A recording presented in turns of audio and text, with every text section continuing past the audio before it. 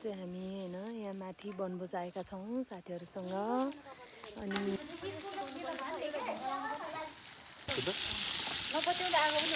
बोल्यो है मज्जाले नपत्याउने ताले आगो हुन्छ किन चलाउनु पर्यो पोरको अनि चिकन पनि उठ्यो भइसक्यो अब काले देख्छ के उहाँले त अनि एउटा केही अनि देख्दैन त अनि हजुर कुकम्यान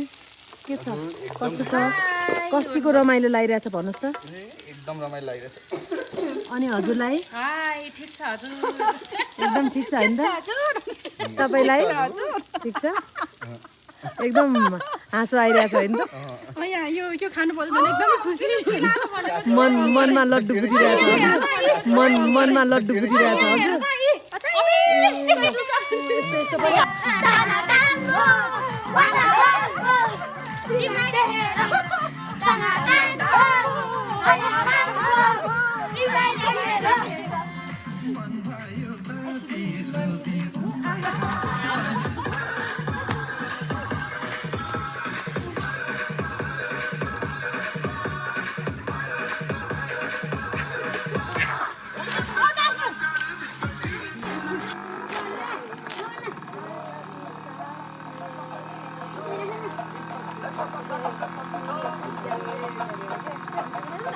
बनाइरहेछ यो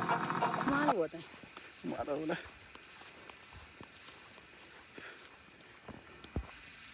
अब यो बाटो